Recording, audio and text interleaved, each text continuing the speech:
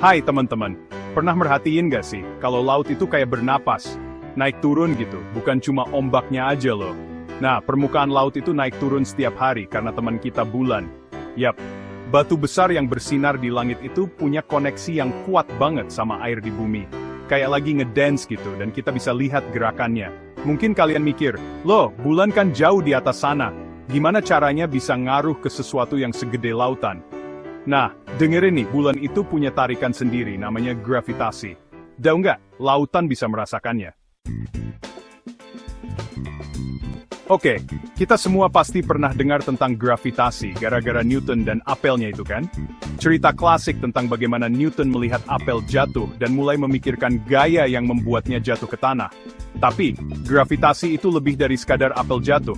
Itu loh, gaya yang bikin barang-barang jatuh ke bawah. Setiap kali kita menjatuhkan sesuatu, gravitasi adalah kekuatan yang menariknya ke tanah. Tapi kerennya gini, gravitasi itu nggak cuma bekerja pada apel. Gravitasi bekerja pada segala sesuatu di alam semesta, dari benda kecil hingga benda besar. Gravitasi bekerja pada segala sesuatu di alam semesta. Planet, bintang, bahkan galaksi, semuanya dipengaruhi oleh gravitasi.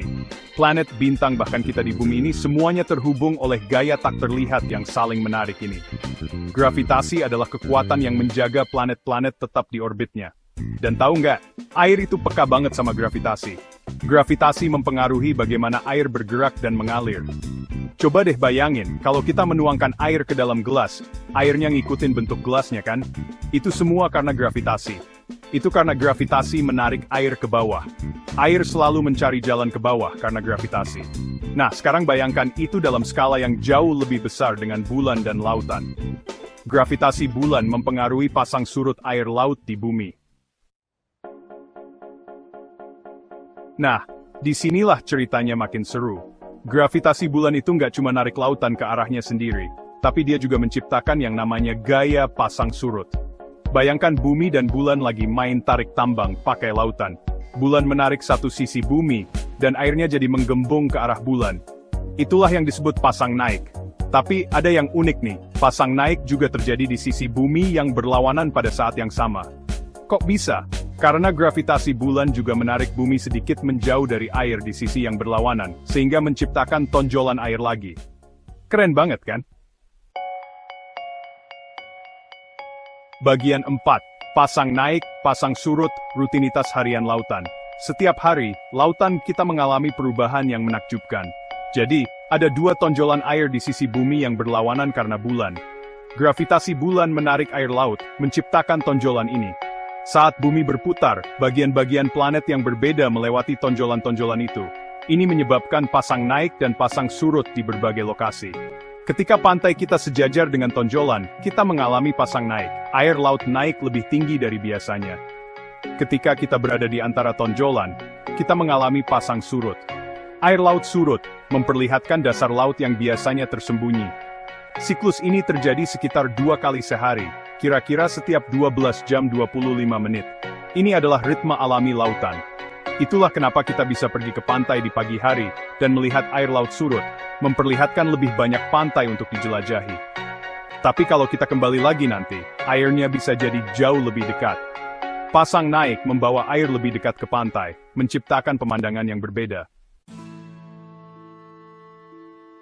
Bagian 5. Matahari ikut berdansa, peran pendukung dalam kisah pasang surut. Nah, bulan bukan satu-satunya yang punya gravitasi dalam tarian kosmik ini. Meskipun bulan adalah pemain utama, ada aktor lain yang juga berperan. Matahari, meskipun jauh lebih jauh, juga punya tarikan gravitasi pada air laut di bumi. Gravitasi matahari ini, meskipun tidak sekuat bulan, tetap memberikan pengaruh yang signifikan. Tapi, gini nih, pengaruh matahari terhadap pasang surut lebih lemah daripada bulan. Namun tanpa matahari, tarian ini tidak akan lengkap. Anggap saja matahari itu seperti menambahkan sedikit gerakan tambahan dalam tarian ini, tapi bulan tetap yang memimpin. Jadi begitulah teman-teman, matahari dan bulan bekerja sama untuk menciptakan ritme pasang surut yang kita lihat setiap hari.